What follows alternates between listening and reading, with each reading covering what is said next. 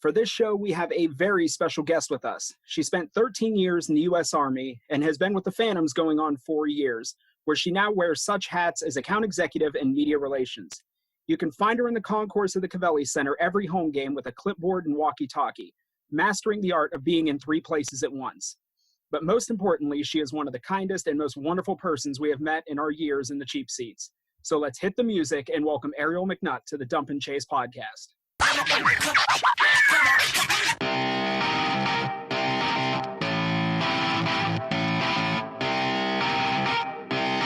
Shut up and sit down.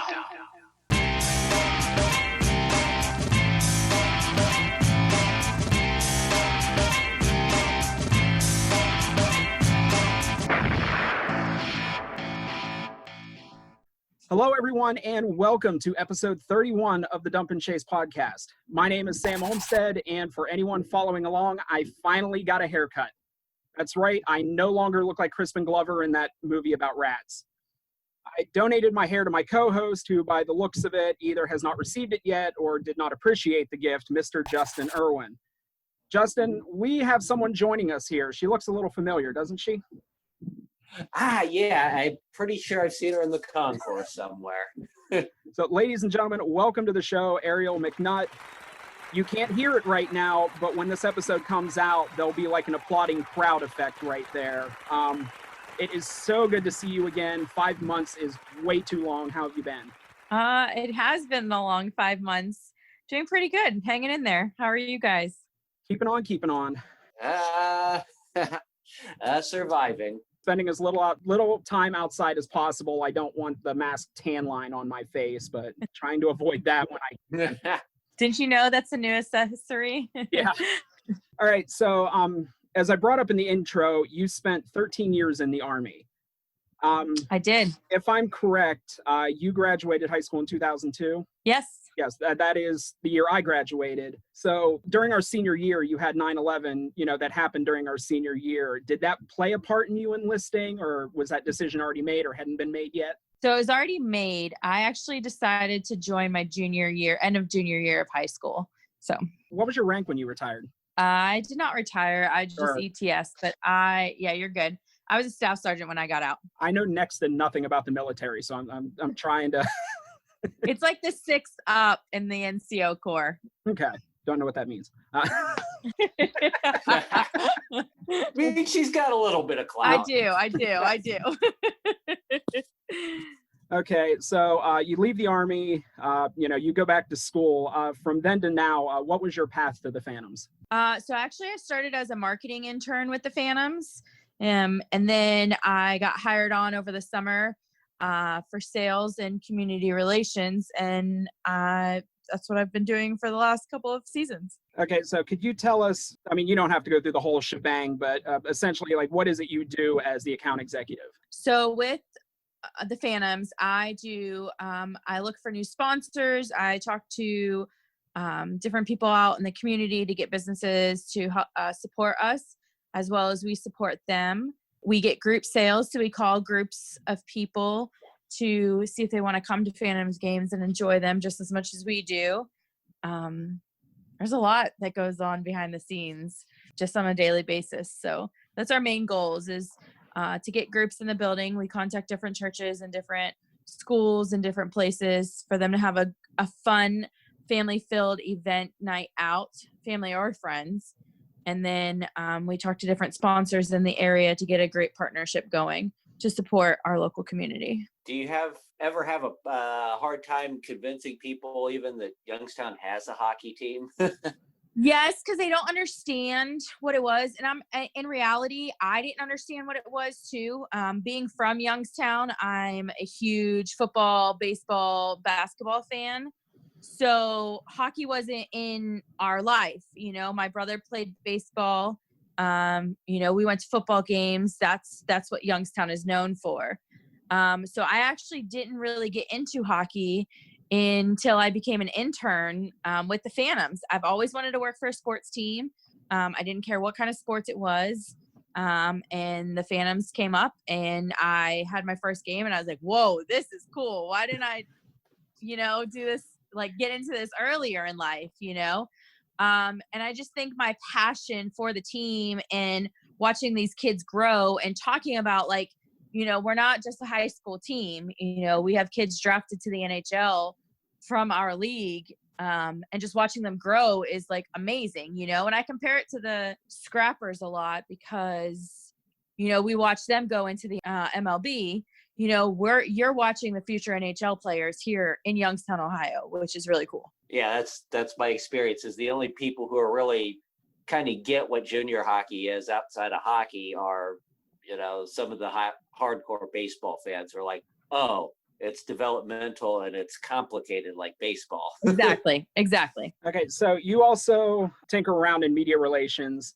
Anytime, it seems like nowadays, especially anytime the news cameras show up to the Cavelli Center to cover like any events going on that weekend, anytime they do like in studio features, it's your face is in front of the camera. Are you comfortable in front of a camera, or did that take some time getting used to?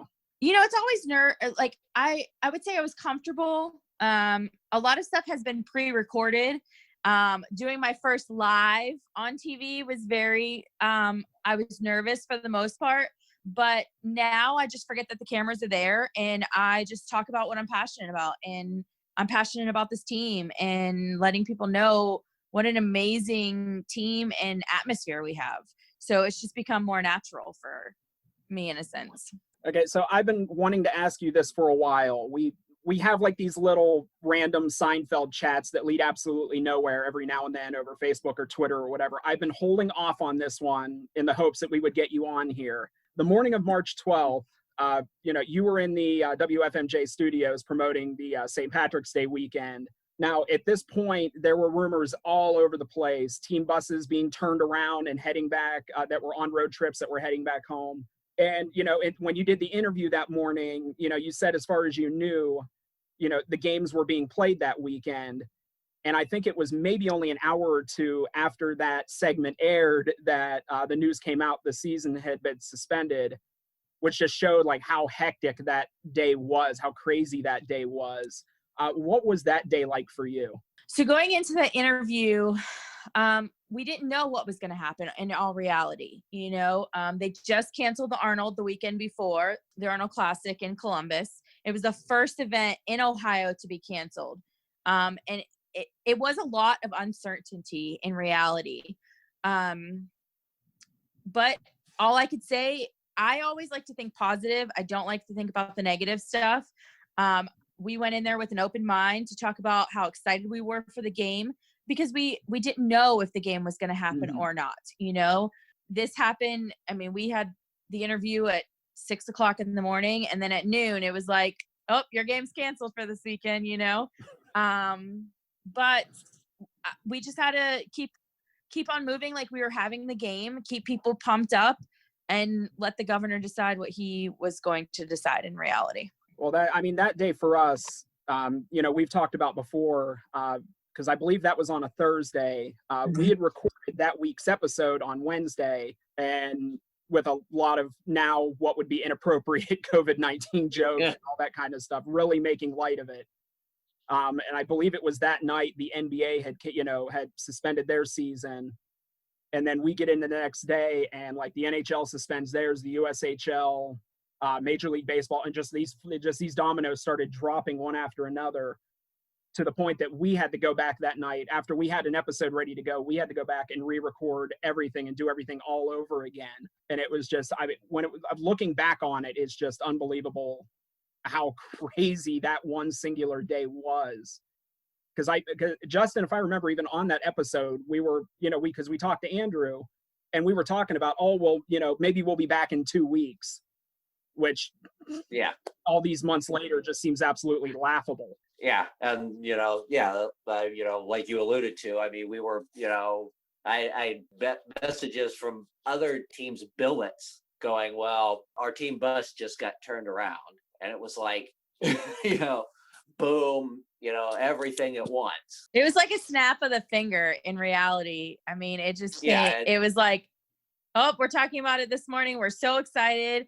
It was going to be an amazing game. We had a great sponsor for the night with Youngstown Clothing Company. And it just seems like it was gone in a snap of a finger, and we just had to make the best that we can do and just kind of keep moving forward in reality. Me and Justin were talking back and forth that entire day. And then it seemed like the announcement came out, the season was suspended.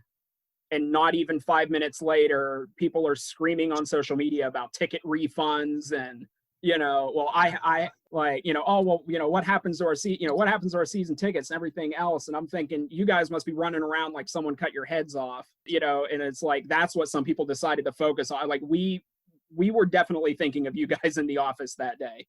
Well, we truly appreciate that, because that day was very, very hectic, because also, so I'm a mom of 2 boys, and they were closing school down too. So not only did I have the games canceled for the weekend, my kids were getting cut out of school. And it was a very crazy day, and we did see social media, and we did see those people talk about refunds or, whatever, but we needed to process what was going on and what we were going to do.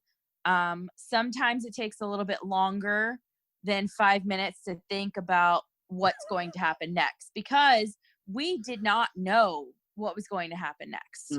And sometimes patience is a virtue. We still don't know what's going to happen next. We don't. We really don't. Thank you, Florida or Miami Marlins. All right, so let's switch over to the hallowed halls of the Phantoms front office. Everyone has their titles, but the USHL is not like the NHL in respect to having 50, 60 people working in the front office. We assume that in addition to the official hats that you wear, you have to wear many others from week to week. I guess our question would be, in your time with the Phantoms, what's like the strangest or the weirdest thing you've had to do in the office or during a game? Oh, that's a good question. You never had to like put on the mascot uniform, anything like that, or? Oh yeah, but that's not abnormal to me. I just do that for fun. Not for fun, but I'm a team player, and so if we have to go to a parade or we have to go, put on Sparky or whatever, you know what I mean? I just do it. I think that's the Army. Oh, I was just saying, she's a mom, so she's used to these things. Well, and not only that, but I was in the Army, you have to go with the flow. When stuff comes at you, it's like, okay, how are we going to react to this? Or how are we going to do this? So just do it. I really, that's a good question. Have you ever had to clean up somebody's dirty diaper that was left behind a seat? So Cavelli's staff has cleaning stuff, so we don't have to do that. I think one of the funniest things was seeing a Great Dane poop down the stairs at a Pucks and Paws game, or like the football guys. I think they're football, wearing the youth Phantoms jerseys. I mean, there's always crazy stuff that happens. But it's just a fun time and it's entertaining. People love it. So, all right. So during the season, after a big win, a bad loss, the team's on a hot streak, they're on a cold streak. Is there a noticeable change in the atmosphere in the office, or is it just business as usual? There is a change. We like to go out and celebrate, or, if it's been a long night, you're just exhausted and you just want to sit there for a minute and recap what happens. After every game, just about, we sit there and talk about, we do 3 ups, 3 downs, how we can improve, what's going on. Our biggest focus too, not only like the team winning, because it does help when you have a winning team, because fans want to come see a winning team. And this goes for any sport, but how to make it fun for the fans, get them engaged. What can we change? How can we go above and beyond to get the fans to want to come back? And because once we get the fans in and they enjoy themselves, they watch the hockey and they're like, oh, wow, that kid's going to the NHL one day, So that's our biggest goal in the front office, is getting the fan interaction and getting people to come to our games. How can we improve that? And that's what we kind of sit there and talk about all the time. Now, are you guys back working in the office, or? No, we are still working from my dining room table. Is there a timetable for when you guys will be back in the building, or is that still up in the air? It's still up in the air right now. Now, is that more of like a health district decision or like a team / Cavelli Center decision? So right now there's only 2 of us in Youngstown working because Andrew lives in Maryland, and so he's in Maryland with his family. So we do a lot of Zooms and stuff like that. But it's easier with my kids because everything we do, we can do remote now. We've able to become remote. We do go in the office to check voicemails if there's voicemail, or to check to see if we get any mail or anything like that. But it's easier for my kids to be in the house and me working from home than at Cavelli sitting all day. So that's where the decision was made for my boss to be able to like stay at home and have my kids comfortable and be able to work from home. Okay. When Andrew's in these Zoom meetings, does he have his dogs with him on camera while he's talking, or? Sometimes Loki does like to come run in, and you hear him click, click, click, click. I'm just starting to, I'm trying to get the hang of Instagram, like trying something new for when the season ever actually does start. So I'm still working on it, trying to get the hang of it and everything. And anytime Andrew posts something, it's his dog. So I just kind of. Loki is a character, that's for sure. So to somewhat switch topics, hockey until recently has kind of been a boys' club, from players to staff to the front office. Little by little, we're seeing these roles and jobs not only being taken by women like yourself, but shining in these roles. Is it important to you, for the younger girls coming to games, to not only see you in this capacity, but to be excelling at it? I mean, you are in charge at these games. Well, thank you. I didn't think I was in charge, but well, we all defer to you. Well, I appreciate Andrew that. does. Well, I appreciate that. I'm very passionate in what I do. And I think you can be anything you want to be as long as you put your mind to it. And women have not always had a powerful role in what they've done. A lot of women have been stepping up. I know the 49ers have a woman on their staff now, which was very uncommon for a sports league to have. But, I just set my mind to it, and I said, this is what I want to do when I grow up. And I just never backed down. I just kept my focus. And that's what I think a lot of, little girls, you can be anything you want to be. You just got to keep that focus and keep going through it. I know, I go to a lot of the events and stuff, the fall classics. Up until this year, I've attended every one. I try to pay attention to, what's going on. And, it starts, I notice, like media relations, watching the Penguins practice, a lot of the media people, the stats people are almost all women. You see, routinely you see a couple of girls always behind their Mac, just, working away. But a couple of years ago, I noticed Sioux City, actually their athletic trainer was a woman. And, I was walking through the UPMC lobby one day, and I see this tall girl throwing equipment bags off the bus, ones that probably weigh as much as I do. I start looking into it, and she's their trainer. And I'm thinking, man, that's got to be, kind of rough being in a locker room situation. But it's all about professionalism too.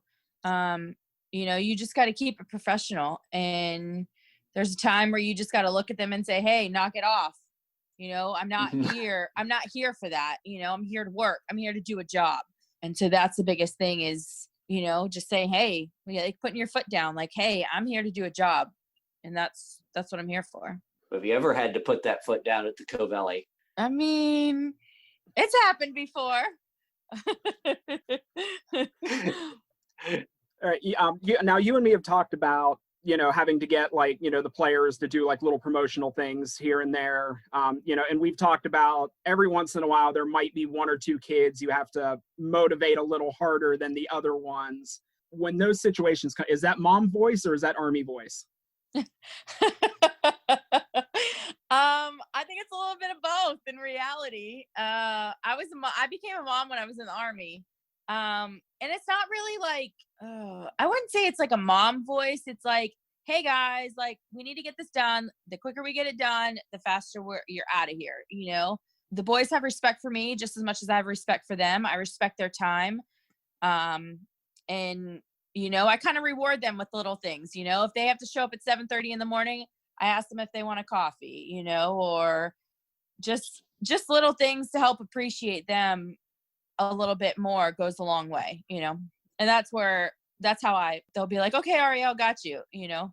Well, at this point, like, you know, talk about trying to come up with, you know, fun things for games and stuff like that. We attempted this between the three of us. It did not work out so well. That would be the Cup Pyramid from earlier this year. For anybody who forgot the story at this point, it was so long ago. The game with Youngstown and Green Bay, game was scoreless halfway through the third. Trevor Kuntar scores a goal. Fans had been building a cup pyramid along the glass. Trevor skates over, runs into the glass, knocks the pyramid over.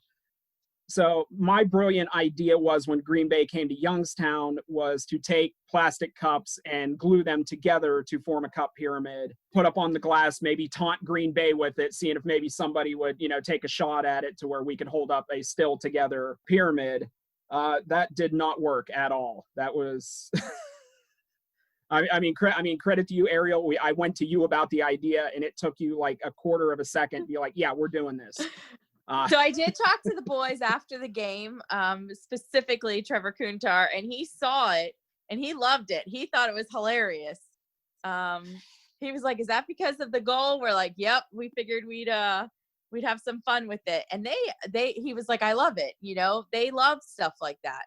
They love to be able to just have fun and see fans have fun too. You know.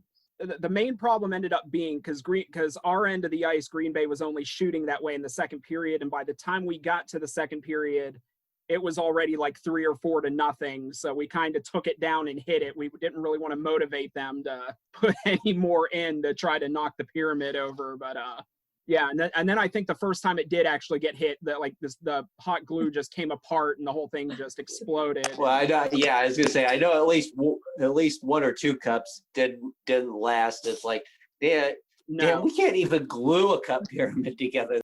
Yeah, that was. But we tried, and we had fun doing it, and you know, the guys saw it and they thought it was hilarious. So I mean, that's all that matters. Yep. You know, like I said, credit to you, because I brought the idea to you and you didn't even hesitate. We're like, yeah, we're doing this.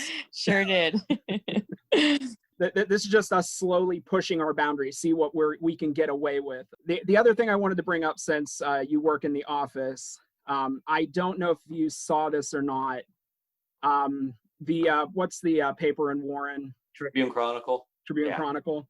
Yeah, they were running these series of articles about the old Youngstown Steelhounds. They did this one article. It was about Brad Patterson when he was with the Steelhounds, and then he ended up meeting his wife while he was on the team, the woman who would later become his wife. Did you happen to see that article? I did. Did you see the picture that accompanied the article? Yes, I think so. You got me thinking. There was that. Well, if you brought up the actual, not like a mobile site, but the actual website, it had the article. It had that headline of the article was, you know, Brad Patterson meets wife while playing for Steelhound, something to that effect. The picture below was a picture of Andrew standing in front of a Phantoms logo. I wasn't.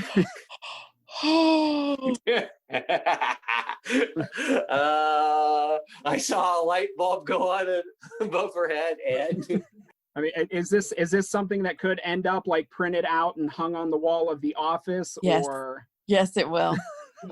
I had messaged Andrew. I offered my congratulations, and he just messaged me back, and he's like, "Thanks, I guess." Or oh man, you know. Yeah, but it's you know, Brad Patterson meets wife in Youngstown, and then it's a picture of Andrew. We're not all perfect. So. We all make mistakes. Always a bridesmaid, never a bride. I don't. Yeah. I think I still have the screen grab. I'll have to send it to you. Make sure you guys get it printed out and framed and everything hung up in the office. Well, I'm gonna put it on their door. Yeah. All right. So we have been speaking to Arielle McNutt from our Youngstown Phantoms. Arielle, did you want to plug anything as far as like the masks or anything else team related you want to throw out there? So we do have Phantom masks. They're for sale on our website. If you go to www.youngstownphantoms.com onto our team store, you can purchase them today. Support your local Phantoms. Sorry, side note. Daddy. You go. Thank you. Kids, gotta love them. Mine are in Alaska for 8 Almost weeks. made it to the end. So just stay tuned to our social media and our website for what's going to happen during the season as we are preparing for this upcoming season. And we'll see you at a Phantoms game soon. Alrighty. So Arielle, thank you so much. We've been bouncing this all over the place trying to get this scheduled and everything else. So we're so glad we're finally able to get you on here. You're good. Thank you. It's my pleasure. Thank you so much for being on here with us. All right, everybody. The Dump and Chase podcast is brought to you by hockeyfan.com. We're also syndicated on Ohio Hockey Digest under the Phantom section. If you haven't done so yet, make sure to subscribe to our channel for past and future episodes. Hit the like button, drop a comment below, and check us out on social media. The links are in the description. And make sure to keep an eye out. If everything goes to plan, our next episode is going to be something we've never done before, and hopefully will be awesome. So for Justin Irwin and our guest, Arielle McNutt, I'm Sam Olmstead, and we will talk with you next time.